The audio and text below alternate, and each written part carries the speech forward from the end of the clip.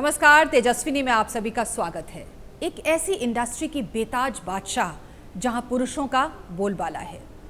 एक कर्मयोगी जिसने जिंदगी में अचानक आई परेशानी को एक अवसर में बदल दिया, अपने हौसले, अपने जज्बे से। भारत की जानी मानी hotelier Jyotsna Suri.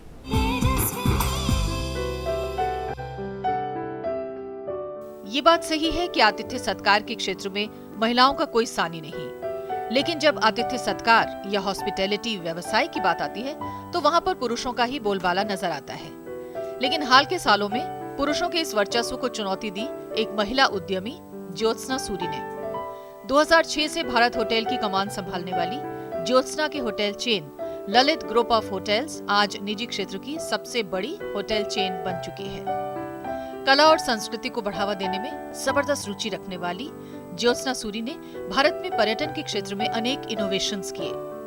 Great India travel बाजार और ग्रेट इंडिया डोमेस्टिक टूरिज्म बाजार जैसे इवेंट्स उन्हीं की देन है। व्यावसायिक व्यस्तता के बीच ज्योत्सना अनेक सामाजिक कार्यों से भी बड़ी शिद्दत के साथ जुड़ी है। बालिका और नेत्रहीनों की शिक्षा के लिए भी वो काम करती है। कई बार बिजनेस वुमन ऑफ ईयर का खिताब हासिल करने वाली और हाल ही में फिक्की जैसी महत्वपूर्ण उद्योग महासंघ की अध्यक्षा चुनी गई ज्योत्सना सूरी हैं हमारी तेजस्विनी। तो आइए मुलाकात करते हैं फिक्की की अध्यक्षा और जानी मानी होटेलियर ज्योत्सना सूरी से। हमारी आज की तेजस्विनी। बहुत बहुत स्वागत है ज्योत्सना जी। ज्योत्सना जी कहते हैं कि महिलाओं को शॉपिंग का बड़ा शौक होता है और बहुत सारी चीज़ें खरीदती हैं, लेकिन आपके बारे में हमने सुना है कि आपको जो शॉपिंग का शौक है वो होटल खरीदने का शौक है। बहुत बड़ा शौक है ये। जी हाँ, मुझे शॉपिंग का कुछ शौक नहीं है। लेकिन ज़रूरी आपने कहा, सही बात बोली है कि मुझे होटल्स डेवलप करने में और उनमें उनको बढ़ाने में मेरे को बहुत अच्छा लगता है। So yes, you can call it shopping. लोग कहते हैं कि कुछ लोग सिल्वर स्पून लेके पैदा होते हैं जी। क्या ये सिल्वर स्पून आपके पास भी था या आपने काफ़ी कुछ अपने आप किया? सिल्वर स्पून था जी। मैं एक बिज़नेस फैमिली में पैदा हुई थी। मेरे फादर ने मुझे एक प्रिंसेस की तरह रखा और मैं केवल 16 साल की थी जब मेरे पास अपनी कार थी, तो सिल्वर स्पून था ही। उसके बाद I was fortunate to get married to Lalit Suri, जिन्होंने मुझे एक रानी की तरह रखा। तो सिल्वर स्पून मेरे साथ साथ ही चला है। हाँ, लेकिन कई बार ज़िंदगी में कुछ ऐसे लम्हे आते हैं, कुछ ऐसा वक्त आता है कि आपको बहुत कुछ अपने हौसलों को आगे लेकर करना पड़ता है, और आपके साथ भी ऐसा वक्त आया था? जी, मैं 2006 में मेरी ज़िंदगी ने एक 360 डिग्री टर्न ले लिया था। ललित जी एकदम हमें छोड़ के चले गए। तो हालांकि मैं काम करती थी और मैं जॉइंट मैनेजिंग डायरेक्टर थी कंपनी की, लेकिन एक वैक्यूम उस समय जो हुआ और साथ साथ में जो रिस्पॉन्सिबिलिटी मेरे पे आई, तो वो एक बड़ी ओवरवेलमिंग सिचुएशन थी। और उसके ऊपर उसको टैकल करने के लिए मुझे अंदर से पूरी की पूरी शक्ति निकालनी पड़ी, अंदर से ड्रॉ करना पड़ा अपने ऊपर, और फिर जाके मुझे कम से कम 2 साल लगे कि मैं स्टेबल हुई और अपने काम को फिर आगे बढ़ाने लगी जी। क्योंकि लोग उस वक्त कहने लगे कि आप प्रॉपर्टी बेच रही हैं, सेल कर रही हैं, इस तरह की अफवाहें भी उड़ी। और जैसे आपने खुद कहा कि आपको प्रिंसेस की तरह पाला गया था और फिर आप रानी की तरह रहीं, तो क्या कभी सोचा था कि इतना हार्ड वक्त आ जाएगा कि सब कुछ खुद करना पड़ेगा, लीड करना पड़ेगा आगे से कहीं? काम करने में मुझे कभी कमी नहीं हुई थी, और मैं हमेशा शुरू से ही एक बड़ी मेहनती, मेरा नेचर एक बड़ा मेहनती किस्म का है, तो वो प्रॉब्लम नहीं था। लेकिन जो सर्कमस्टांसेस आपके ऊपर इस तरह से जब आती हैं, एक तो आप पे एक ग्रीफ होती है, और उसके ऊपर जब आसपास के लोग आपके ऊपर इस किस्म की सिचुएशन और अफवाहें फैलाने लगते हैं, तो एक बहुत प्रॉब्लम मेरे लिए हो गया था उस समय, और मुझे सेटबैक भी मिला इन सब अफवाहों से। बट वही बात है कि अंदर से अपनी शक्ति को खींच के अपने रिस्पॉन्सिबिलिटी को लेके मैं आगे निकली, और इन सब चीज़ों का मुझे फिर असर होना बंद हो गया। तो क्या कहते थे लोग? मतलब क्या कुछ था उस समय जो बातें आप सुनती थी, जो आपको तोड़ती थी कहीं अंदर से, और शायद वही हौसला भी देती थी? सबसे पहले तो यही था जी कि बहुत ही कम समय में लोगों ने अफवाह फैलानी शुरू कर दी कि मैं यही होटल जो दिल्ली का होटल है इसको बेच रही हूँ, और मैं बिल्कुल मतलब लाली जी के जाने के बाद कुछ भी नहीं बचा, और ये सारी कंपनी जो है ये पानी में अब बहने वाली है। ये सबसे पहले ये था। दूसरा ये था कि मुझे कुछ नहीं आता है और मैं जानती नहीं हूँ और मैं कैसे संभालूँगी। बाकी के लोग मुझे, आसपास के लोग मुझे घेराव कर रहे हैं, शायद वो कंपनी को हड़प कर जाएंगे। तो किस्म किस्म की बातें आगे आ रही थी।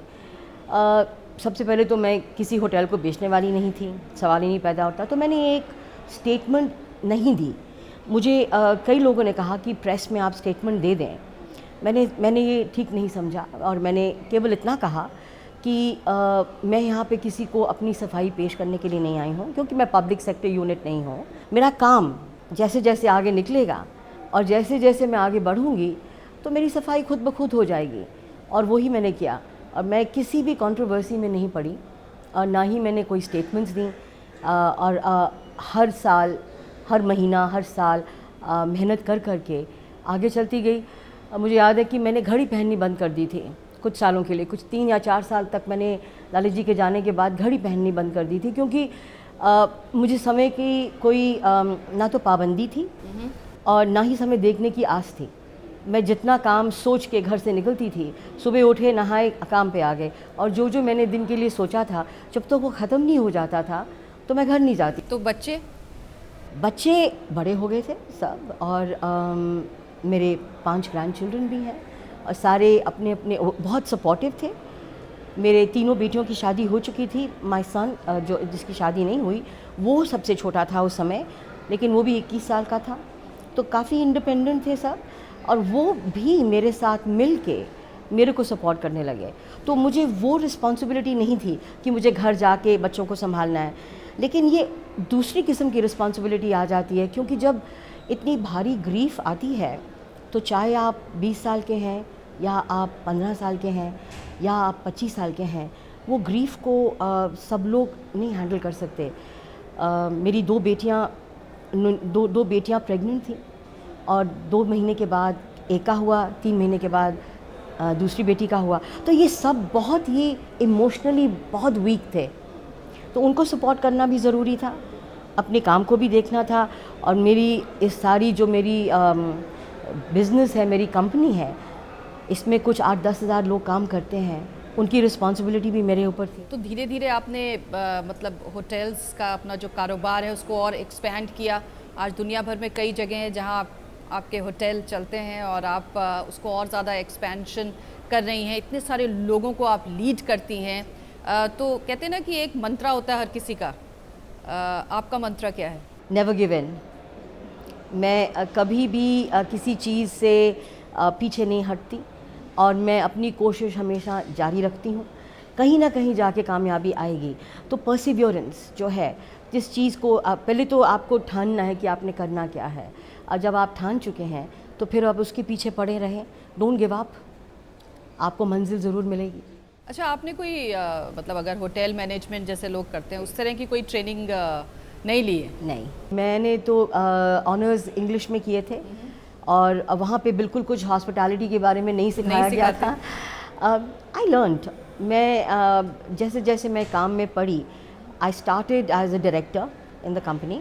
आज मुझे हो गए हैं कुछ 27 साल हो चुके हैं, 27-28 साल हो चुके हैं काम करते हुए, और मैंने सब कुछ जो सीखा वो ऑन द जॉब सीखा। तो जब आपके अपने पैसे लगे होते हैं, जब बेसिक इंटेलिजेंस चाहिए इंसान को, और थोड़ी एनवायरनमेंट अगर अच्छी हो, और ललित जी जैसा साथी हो जो मुझे सिखा रहा था, तो बस फिर मैंने अपने रोज़ एवरी डे सीखती चली गई। कई बार ऐसा होता है ना कि कुछ ऐसी प्रोफेशनल जगह होती हैं, अगर आपने कलछी नहीं चलाई है तो आप, अगर आपने कुछ पकाया नहीं है रसोई में कभी, तो आप कैसे जानेंगे? सीक्रेट्स होते हैं ना हर जगह के। तो आप बताइए, how good you are cooking? Cooking I am not good at, not at all. तो मैं किचन में सिर्फ ऑर्डर दे सकती हूँ, Okay. बना कुछ नहीं सकती। मेरे बच्चे मजाक करते हैं कि तो अंडा भी नहीं उबाल सकती हैं। लेकिन ऐसे है कि हॉस्पिटैलिटी एक हमारे इनहेरेंट है। इंडियन होने के नाते हम सब के अंदर, सबके बीच में हॉस्पिटैलिटी है। तो ये एक ऐसी बिज़नेस है जिसको कोई ज़रूरी नहीं सीखना, अगर चलाने के लिए to be the leader I don't have to be a hospitality. लेकिन सबको खुश करना भी इतना आसान नहीं होता आज के टाइम में। हर किसी को ये बताना, क्योंकि हॉस्पिटैलिटी में तो ज़रा सा भी कुछ हुआ तो लोग तूफ़ान मचा देते हैं। तो ऐसे भी बहुत सारे किस्से होते होंगे ज़िंदगी में आपके साथ? बहुत होते हैं जी। अलग अलग किस्म की डिमांड्स होती हैं लोगों की, अलग अलग किस्म की शिकायतें होती हैं, तो ये आप हैंडल कर लेते हैं। स्लोली आपको एक्सपीरियंस के साथ आपको समझ आ जाती है किस तरह से हैंडल करना। और फिर हमारी अपनी टीम जो है, टीम काफ़ी प्रोफेशनल है और टीम भी इन छोटी छोटी चीज़ों को वो हैंडल करती है। लेकिन मैं आपको एक बताऊंगी कि मेरी एक ईमेल आईडी है। अच्छा। जो मेरे सब गेस्ट्स मुझे लिख सकते हैं डायरेक्टली, और मैं उस ईमेल को खुद पढ़ती हूँ और मैं उस ईमेल पे रिस्पॉन्स करती हूँ। तो ये कंप्लेंट्स मैं ज़रूर देखती हूँ। कभी कभी ऐसे कंप्लेंट्स आते हैं जिनमें 10% सच है, 90% नहीं है, और कभी कभी ऐसे होते हैं जो 100% सच है। तो ये मेरी मैं खुद उसको स्टडी करती हूँ, तह में जाते हैं कि वाकई में ये हुआ था कि नहीं हुआ था, और फिर उसके साथ हम करेक्टिव एक्शन लेते हैं। तो कंप्लेंट सुनना ये बहुत ही इम्पोर्टेंट है एंड बहुत अहम हिस्सा है एक हॉस्पिटैलिटी का, सक्सेसफुल और शायद हॉस्पिटैलिटी। एक वुमन के लिए ये सारी चीज़ें करना थोड़ा सा आसान है एक पुरुष के मुकाबले, नहीं आपको लगता है थोड़ी ऐसा? पेशेंस ज़्यादा है। मैं ये कहूँगी कि पुरुष में इम्पेशेंस बहुत होती है। मैं जैसे ललित जी का एग्जांपल दूंगी, वो बहुत इम्पेशेंट थे। उनमें पेशेंस नहीं था कि हर चीज़ की डिटेल में जाएं, और वो एकदम से रिएक्ट करते थे। ये चीज़ आई थिंक एक वुमन एज अ वुमन में थोड़ी पेशेंस ज़्यादा है, थोड़ा सोच के रिएक्शन करती हैं। मैं करती हूँ, मैं खुद ऐसे ही मैं अपने आप को मैंने सिखाया भी है, और ये कुछ इनहेरेंट भी है कि नीजर्क रिएक्शंस नहीं होते हैं। वैसे तो ज्योत्सना जी, ये कहा जाता है कि होटल इंडस्ट्री जो है वहाँ पे पुरुषों का बोलबाला है, ये भी कहते हैं लोग, और ऐसे में आप बिल्कुल टिकी हुई हैं जम के। मैं तो बिल्कुल जम के टिकी हुई हूँ। और पुरुषों का बोलबाला, अब ये बात एक पुरानी बात हो चुकी है। आई थिंक ज़माना अब बहुत बदल चुका है। लेडीज़, औरतें बहुत आगे आ चुकी हैं, उनमें हुनर भी है, उनमें डेडिकेशन भी है, और धीरे धीरे आप देखिएगा हर प्रोफेशन में, हर बिज़नेस में आपको विमेन आगे आती हुई दिखेंगी। हिंदुस्तान में तो खासकर हमारी तो प्राइम मिनिस्टर रह चुकी हैं, इंदिरा गांधी, हमारी प्रेसिडेंट भी एक औरत रह चुकी हैं। तो ये आई थिंक अब पुरानी बात हो चुकी है। पुरुषों का बोलबाला शायद वही अब कहते हैं, महिलाएं नहीं कहती हैं इसको। बहुत सारे सोशल इनिशिएटिव्स आप लेती हैं, मतलब being a business woman, corporate world में आप रहती हैं, लेकिन उसके बावजूद बहुत सारे सोशल इनिशिएटिव्स आपने लिए हैं। इसके लिए प्रेरणा कहाँ से आती है? ये भी एक इंटरनल प्रेरणा आती है जी, क्योंकि अगेन मे बी ये एक फीमेल एट्रीब्यूट है कि कंपैशन बहुत होती है। तो आप मुझे जहाँ दिखता है कि मैं कुछ कर सकती हूँ खास करके बच्चों के लिए, तो मैं ज़रूर आगे आती हूँ। तो इसकी वजह से मैंने 3-4 इनिशिएटिव्स मैंने आगे चलाए हुए हैं। उनमें से एक इनिशिएटिव तो दिशा ही है, जिसमें हम क्लास 12 के बाद बच्चों को, बॉयज़ और गर्ल्स, उनको हम फ्री ट्रेनिंग देते हैं, और ट्रेनिंग देने के बाद उनको एक प्लेसमेंट भी मिलती है। तो इस प्रोजेक्ट में कुछ कुल मिला के कुछ 10 या 12 हज़ार स्टूडेंट्स हमारे पास हो चुके हैं, और खुशी की बात यह है कि ऑलमोस्ट 80% को जॉब्स मिल चुके हैं। कुछ ब्लाइंड बच्चों के लिए भी आप काफ़ी सक्रिय रूप से काम करती हैं। मैंने सुना है कि आप महिलाओं को कुछ ट्रेनिंग भी देती हैं, ख़ास तौर से उनकी सिक्योरिटी के इश्यूज़ को एड्रेस करने के लिए। तो ये ब्लाइंड स्कूल में मैंने एक स्पेशल एक क्लासरूम बनाया है, जिसमें कंप्यूटर पे ब्रेल की तरह, ताकि ब्लाइंड बच्चे भी कंप्यूटर पे काम कर सकें। तो ये मैंने उनके लिए सेटअप किया था, और मैं उनके लिए रेगुलर उनकी रिहेबिलिटेशन के लिए कुछ ना कुछ करती रहती हूँ। ब्लाइंड स्पॉट्स होती हैं, आई पार्टिसिपेट इन दैट, मैं उनको सपोर्ट करती हूँ। और जो आप विमेन की बात कर रहे हैं, कुछ IITs हैं जिनको हमने अडॉप्ट किया हुआ है, और वहाँ पे विमेन को हैंडीक्राफ्ट में और हैंड वर्क में, नीडल वर्क में, एम्ब्रॉयडरी, स्टिचिंग में उनको ट्रेनिंग दी जाती है। ये सब उनको इसलिए दिया जाता है कि वो अपने पाँव पे खड़ी हो सकें। और आई एम वेरी हैप्पी कि बहुत कामयाब ये मेरे जो प्रोजेक्ट्स हैं, इनमें से दिल के करीब हैं? बहुत करीब है, बहुत दिल के करीब है। और इनसे जो मुझे एक सेटिस्फैक्शन मिलती है वो एक होटल की कामयाबी से नहीं मिलती, मुझे इन चीज़ों से ज़्यादा सेटिस्फैक्शन मिलती है। ज्योत्सना सूरी से भी हम बातचीत जारी रखेंगे। फिक्की की अध्यक्षा बनी है वो, इसके बारे में भी बात करेंगे एक छोटे से ब्रेक में। आप देखते रहिए तेजस्विनी। प्रधानमंत्री जनधन योजना के तहत बैंक खाता खोलकर मुझे मिला है मुफ्त रुपए डेबिट कार्ड, जिससे मैं गांव में भी पैसे निकाल सकता हूं। अब मुझे पैसे जेब में लेकर घूमने की आवश्यकता नहीं। अब पाइए 1 लाख रुपए का दुर्घटना बीमा मुफ्त। बैंकिंग सुविधाओं के लिए अपने खाते का नियमित संचालन करें। आधार कार्ड के जरिए बैंक में खाता खुलवाएं। यदि पहले से ही खाता है तो शीघ्र ही अपना आधार नंबर खाते में दर्ज करवाएं।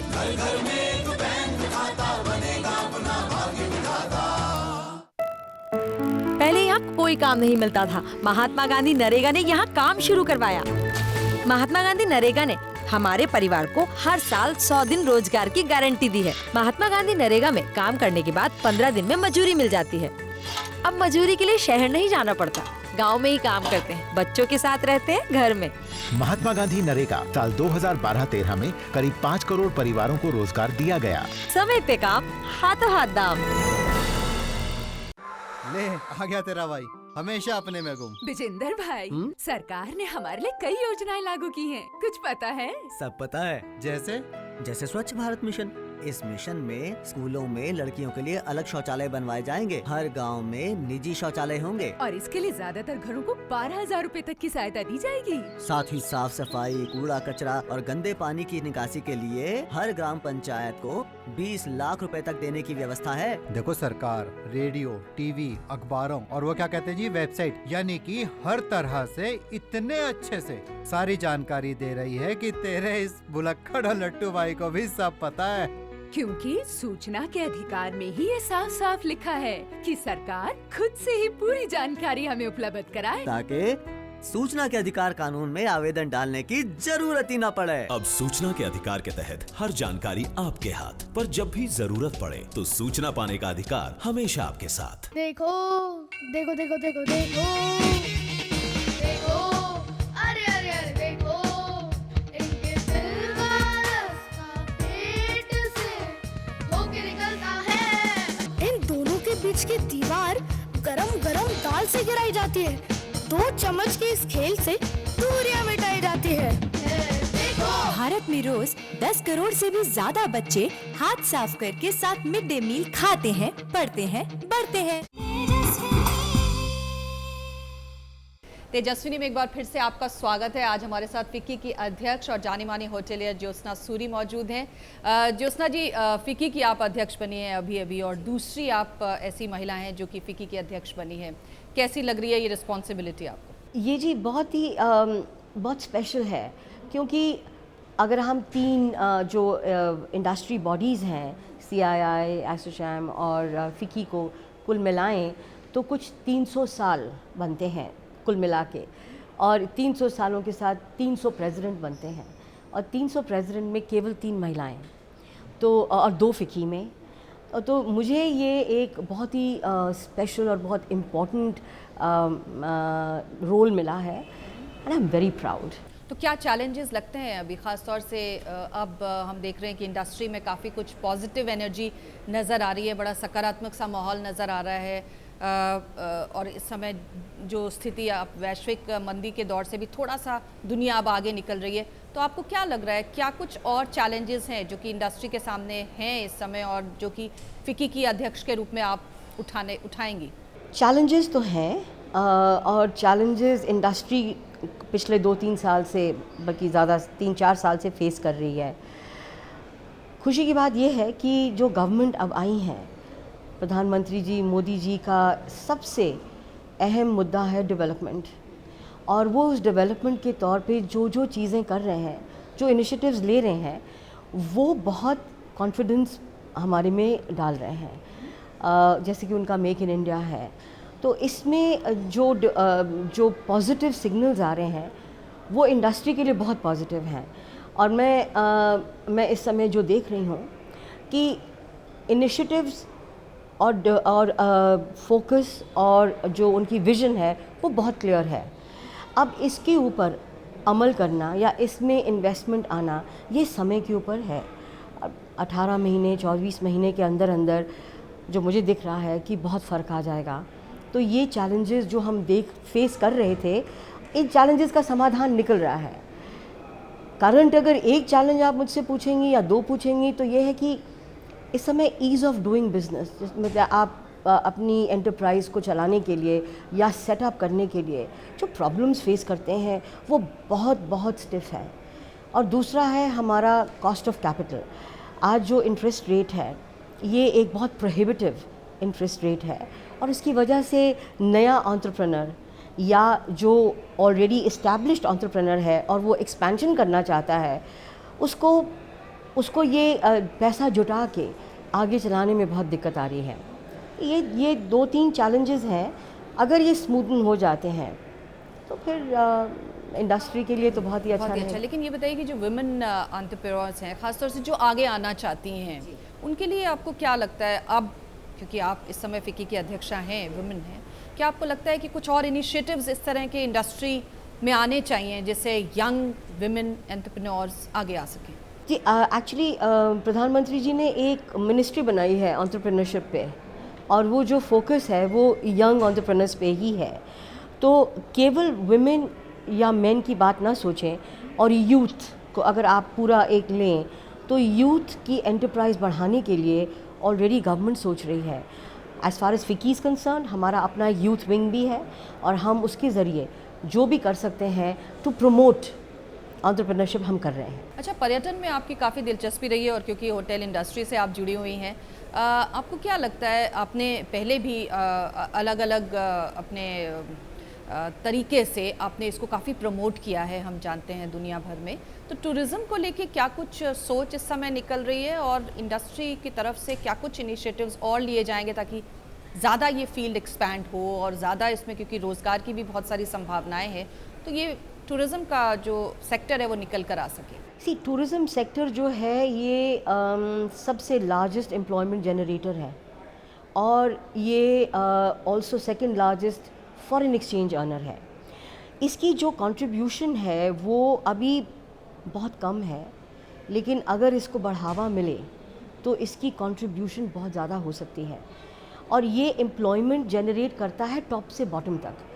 आपके जैसे हाउस बॉय है से लेके आपकी कंपनी का CEO, तो इतना वाइड रेंज है एम्प्लॉयमेंट में। तो ये एक एम्प्लॉयमेंट जनरेटर को बढ़ावा कैसे मिलेगा, ये तो बहुत खुशखबरी की बात है जी कि हमारे जो प्रधानमंत्री हैं वो टूरिज़्म को एक 5 पिलर जो उन्होंने बनाए हैं उनमें टूरिज़्म को भी उन्होंने एक गिना है। तो देयर इज़ एन एफर्ट, और एफर्ट हो रहा है, ये धीरे धीरे आगे आएगा। पर लेकिन एक बात है कि टूरिज़्म, पर्यटन जो है वो एक आम आदमी से बहुत दूर की चीज़ लगता है।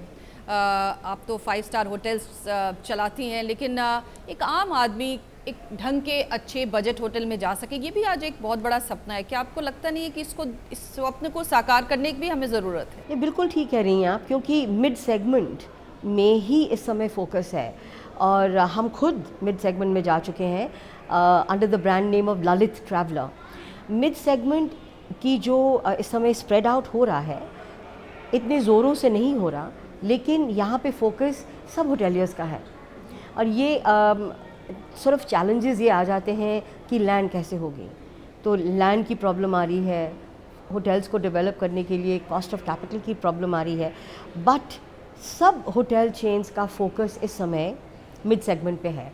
तो मिड सेगमेंट आगे बढ़ेगा, और जो आप कह रही हैं कि बल्क ऑफ ट्रैवलर है, जो हमारा यूथ भी जो आगे निकल के आ रहा है, उसको एक अच्छी hygienic value for money accommodation चाहिए है, और वो ज़रूर आगे आएगी। अच्छा, वैसे तो आपके बारे में तो ये मशहूर है कि मंदी के समय में भी आपने इतने सारे होटल्स आप खड़े कर रही थी, उन्हें बना रही थी। इसके पीछे एक जो सोच आती है, और एक जो एक उद्यमी की अपनी एक उद्यमशीलता होती है, उसका एक विजन होता है, वो भी किसी भी बिजनेस को बनाता है या बिगाड़ता है कि नहीं? बिल्कुल सही। और उस मामले में आपका जवाब नहीं है? जी, मैं कहूँगी कि हमारी एक विजन ऑलरेडी प्लान थी। जो आप डेवलपमेंट कह रही हैं, जो मंदी के समय में हुई थी, ये एक विज़न और एक स्ट्रैटेजी ऑलरेडी पाइपलाइन में थी और उसको हमने आगे बढ़ाना था, क्योंकि कुछ होटल्स ऐसे थे जो टाइम बाउंड थे। तो हमने उस समय मार्केट को नहीं देखा कि मार्केट डाउन है या अप है। हमें पता था कि ये जो लो है ये हाई भी होगा। अब हाइज एंड लोज तो हर बिजनेस में आते हैं। रिस्क लेना चाहिए, एक रिस्क तो लेना ही पड़ेगा, और नहीं तो आप आगे कैसे निकलेंगे। तो हमने अपनी जो स्ट्रैटेजी बनाई हुई थी, जो हमारी डेवलपमेंट की थी, उस स्ट्रैटेजी को हमने स्लो डाउन नहीं किया, हमने फास्ट पेस भी नहीं किया। अब क्या हुआ कि कुछ लोगों ने, जब एक ये हॉस्पिटैलिटी बिजनेस 2007-8 में बहुत तेज़ी से चल रही थी, तो कई लोगों ने उस समय इन्वेस्टमेंट की और फिर वो एकदम से मंदी आ गई, तो उनके लिए एक बड़ा प्रॉब्लम हो गया। मैंने कोई फास्ट पेस नहीं किया और ना ही मैंने जब मंदी आई तो उसको स्लो पेस किया। हमने जो डेवलपमेंट करी वो इसलिए नहीं करी कि इस समय लो पीरियड चल रहा है और मुझे बाद में जाके मुनाफा होगा, या मैंने इसलिए शुरू करी क्योंकि बहुत हाई चल रहा था। नो, ये एक प्लान स्ट्रैटेजी थी और प्लान स्ट्रैटेजी तो मतलब 24 घंटे आप ये प्लान स्ट्रैटेजीज, बिल्कुल बिजनेस मॉड्यूल्स, फिनांस, इसके बारे में सोचती रहती है। ये बताइए अपने खाली समय में आप क्या करती हैं? खाली समय मिलता है? खाली समय में भी काम करती हूँ जी। मुझे मेरे काम में ही बहुत रिलैक्सेशन मिलती है। हाँ, बट मेरे ग्रैंड चिल्ड्रन हैं जो मेरी ज़िंदगी में बहुत खुशियाँ लेके आते हैं, तो जब मुझे कुछ समय मिलता है तो मैं ज़रूर उनके साथ बिताती हूँ। मेरी एक एलिंग मदर है जिनके साथ भी मुझे मैं रोज़ समय निकालती हूँ, रोज़ उनको मिलने जाती हूँ। तो मुझे ये 2-3 चीज़ें हैं जो मुझे थोड़ा सा मुझे रिलैक्सेशन देती हैं। बट मुझे मेरा काम ही सब कुछ अच्छा लगता है। लेकिन मैंने सुना आपको आर्ट एंड कल्चर में भी काफ़ी दिलचस्पी है, आपको आर्टिफैक्ट्स इकट्ठे करने में अच्छा लगता है, वो भी तो एक हॉबी है। मैं प्रमोट ज़रूर करती हूँ आर्टिस्ट को। तो जो आप हमारे यहाँ पेंटिंग्स देखेंगे तो कई पेंटिंग्स ऐसी हैं, और मैं कई एग्जीबिशंस भी प्रमोट करती हूँ जिसमें यंग आर्टिस्ट, अननोन आर्टिस्ट को एक प्रमोशन मिले। तो मुझे उधर से बहुत आई प्रमोट आर्ट। कल्चर में हमारा डाइंग कल्चर है, कई हमारे आर्ट फॉर्म्स हैं, डांस फॉर्म्स हैं, हमारी जो म्यूज़िकल इंस्ट्रूमेंट्स हैं या वोकलिस्ट हैं, बहुत डाइंग कल्चर्स हैं। तो मेरी कोशिश ये होती है कि मैं उन सब कल्चर्स को प्रमोट करूं। हमारा खजुराहो में एक होटल है जी, ललित टेम्पल व्यू, वहाँ पे मैं हर साल एक आर्ट फेस्टिवल करती हूँ जिसमें डांसर्स, म्यूजिशियंस, पेंटर्स, वो सब इकट्ठे होते हैं, वहाँ आते हैं, और my ideas to promote them. जी, अच्छा, आप इतना कुछ लाइफ में आपने अचीव किया है, इतना कुछ आपने पाया है, कमाया है, अब ऐसी कौन सी ख्वाहिश है जो अभी पूरी करनी? मंजिल कहाँ पे है? मंजिल तो जब तक ज़िंदा हैं, जब तक सांस है, जब तक आंखें खुली हैं, तो हमने काम तो करना ही है, आगे चलना ही चलना है। ख्वाहिशें मेरी कोई नहीं है। मेरी जो एक फोकस थी कि मैं अपने होटल चेन को बढ़ाऊं। मेरे पे रिस्पॉन्सिबिलिटी ललित जी छोड़ के गए थे। मेरे 4 बच्चों की रिस्पॉन्सिबिलिटी थी, मेरे कारोबार की रिस्पॉन्सिबिलिटी थी। मेरा ये फ़र्ज़ बनता था कि मैं उसको निभाऊं। मैंने अपनी होटल चेन को एक लेवल पे लाना था। मैं अभी तक वहाँ नहीं पहुँची हूँ। जब पहुँच जाऊँगी उस दिन मैं रिटायर होंगी, लेकिन अभी नहीं। और रिस्पॉन्सिबिलिटी ऑफ माई चिल्ड्रन, वहाँ से मैं बहुत खुश हूँ, बिकॉज़ मेरे बच्चे खूब अच्छी तरह सेटल हो गए हैं, सब अपना अपना काम कर रहे हैं, बहुत अच्छी तरह काम कर रहे हैं। लेकिन अभी भी मेरे को थोड़ी अपने से ही अपने सर्विस स्टैंडर्ड्स पे या अपने लेवल की हॉस्पिटैलिटी में थोड़ी कमी लग रही है। मैं जब तक वो कमी पूरी नहीं करूँगी मैं रिटायर नहीं होंगी। उसके बाद देखी जाएगी क्या होता है। मतलब सितारों के आगे जहां अभी और भी है। बिल्कुल, बहुत सारी मंजिलें, बहुत सारे सितारे हैं जिन्हें आप छूना चाहते हैं। बिल्कुल, हमारी शुभकामनाएं आपके साथ हैं ज्योत्सना सूरी जी। आप हमारी तेजस्विनी, और हम उम्मीद करते हैं कि आप इसी तरह दिन दूनी रात चौगनी तरक्की करेंगी। बहुत बहुत शुक्रिया हमसे बात करने के लिए, धन्यवाद आपका। और अगले हफ्ते एक नई तेजस्विनी के साथ हम आपसे मुलाकात करेंगे। तब तक के लिए हमें इजाज़त दीजिए। नमस्कार।